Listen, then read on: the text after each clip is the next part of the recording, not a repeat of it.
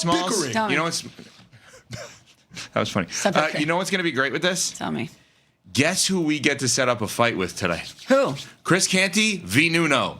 Nuno, go ahead. Right yes. off the bat. Let's Off the go. bat. I just do a slip-in of maybe a controversial non-call on Jared Allen with Asar Thompson at the end of regulation. It goes to overtime, and an amazing stretch at 107-105. A Donovan Mitchell 3. Max Strus steals the inbound, gets it to Donovan Mitchell. Layup, 5-point swing, 112-105 at that point. Up 7 in overtime, never look back. Okay, we're going to get into the details of the game, but let's set up a fight between one Chris Canty and Nuno, our producer. Go ahead, Nuno. All right, Canty, before we get into the whole, the Pistons blew it and, yes, right, all that stuff, was that not a foul? Would that have been called in the second quarter, in the first quarter? That would have been.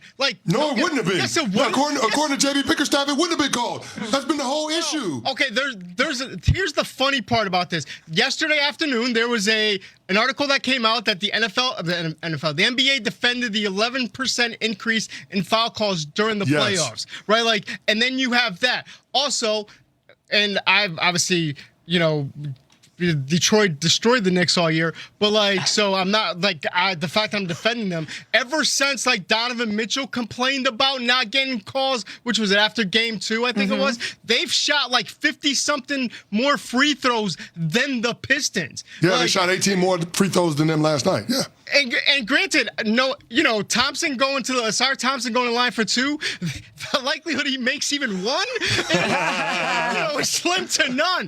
But Mark Price, he is not at the free throw line. Exactly. But I just I can see why when you see that, when you watch that, you're like, how is that not called? No, I hear you. I will counter with you had a 9-point lead with 3 minutes to go. You gave up the goals. Not the other way around. You couldn't find offense outside of Cade Cunningham. In clutch time, you know what the Cavs did? They trapped Cade. You know why? Because nobody else could step up offensively for the Pistons. That's right. Not nobody. Jalen Duren was a ghost in that game. Let me tell you something. When Paul Reed is the best big on the floor for the Pistons, that leads to nowhere for Detroit.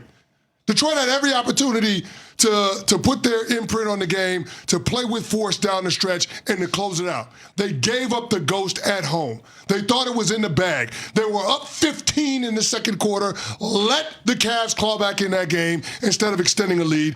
Then in the fourth quarter, when the Cavs had a stretch where they were 0 for 9 in the field with 3 turnovers, you couldn't capitalize and put the game out of reach. That was on Detroit. That was on nobody else. Cade Cunningham, that careless turnover in overtime that led to a Donovan Mitchell layup, that's on you, bro, not the officials. So you can point to all of the missed calls and, it was a foul by Jared Allen. Forget about all that. Detroit had so many mistakes, and they couldn't take advantage of the miscues that the Cavs themselves had. James Harden missed 3 free throws in clutch time and overtime. 3 of them. And 1 in overtime, you let him get his own rebound. It's ridiculous. So stop trying to blame the officials. Stop trying to channel your inner JB Bickerstaff and look at what's happening on the court.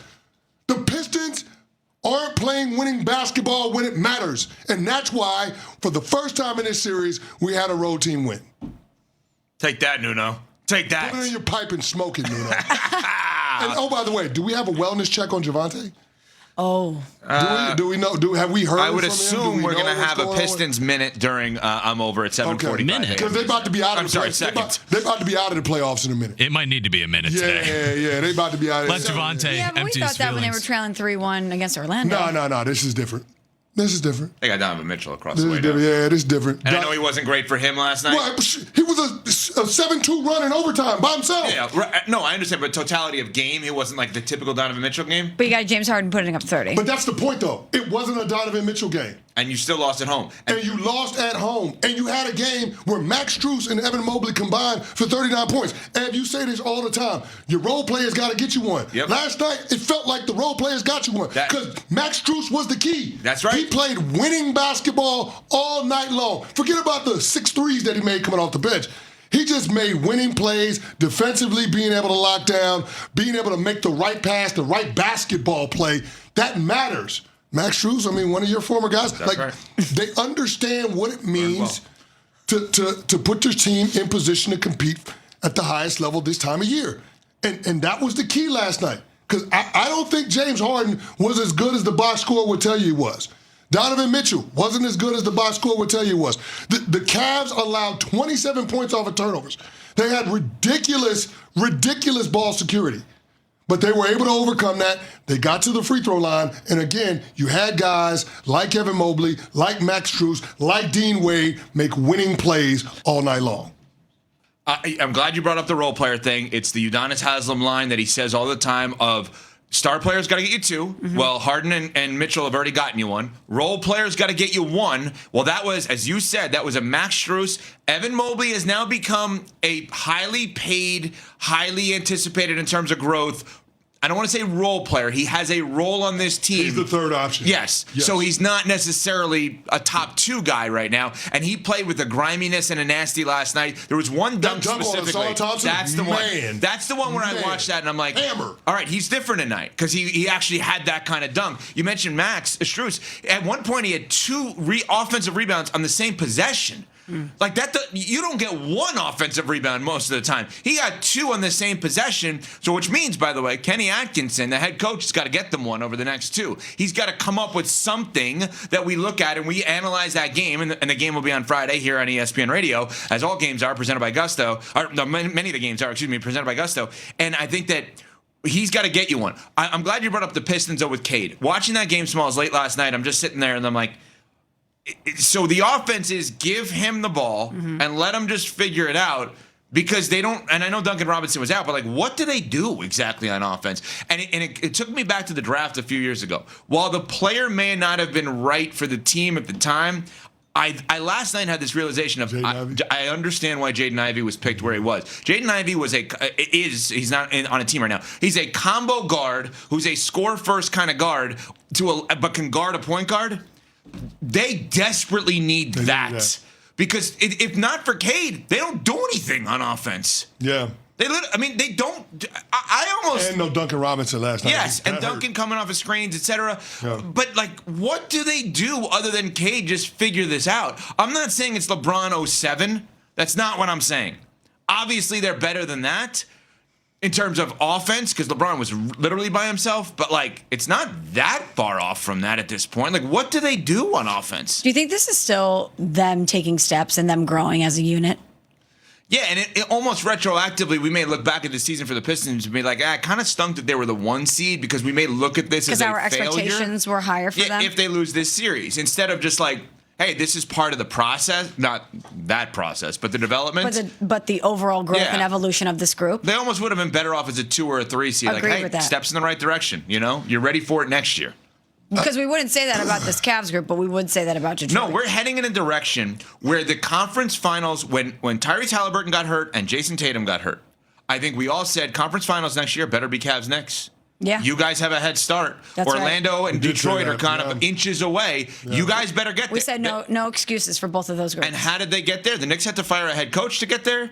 And the Cavs had to break up a core to get there, but they're going to get there. We're going to have the conference finals thought we should have. It justifies the James Harden trade. Moving on from Darius Garland, a young all-star, to bring over James Harden, it justifies that if you get to the conference finals. I have a hard time being able to compare that in-season move to any one that we've seen in recent memory. But this has been a huge, huge move in terms of getting this Cavs team to spin it forward and get to the championship rounds. And it's big in terms of them being able to retain Donovan Mitchell because all of a sudden now you're 1 win away from getting to the Final Four, and it would be the first conference finals appearance without LeBron for the Cleveland Cavs since 1992. So this is monumental.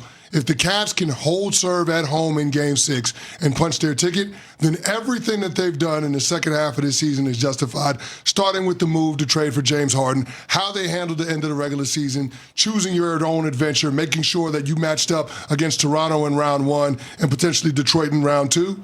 this justifies all of the decisions that the brass for the Detroit Pistons have made. No if doubt. they can get to the conference finals. No doubt. And James Harden deserves a lot of credit. I mean, we were rightfully crushing him in the first couple games of this series because we're like, this is who he is. Why would the Cavs expect anything different? But credit to him because he didn't listen to the noise. He maintained his poise. He talked about it last night, how he's still figuring this out with Donovan being the first option and him being in this system and in this role with this team.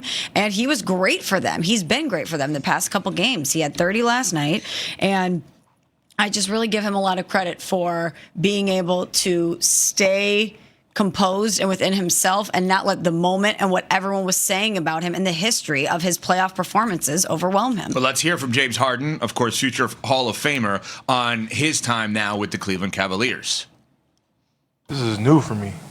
So, like, we keep talking about, you know, like I've only been here 2.5 months, you know what I mean? So, like, the things that we were going through is all new, you know? So, like, learning how to be, you know, in second option and feed and play off Donovan, you know, when to be aggressive, you know, when he has it going. Like, last game, second half, like, he did some things that we haven't seen in a very, very long time, you know what I mean? So, it's like, you know, and he's capable of doing that every single game. So, you know, finding when to be aggressive, when to be a playmaker, and things like that. So, and then offensively, finding what works for us. You know, for me to be successful, to get guys, you know, shots and open looks. So it all comes together, and I think we're building in the right direction.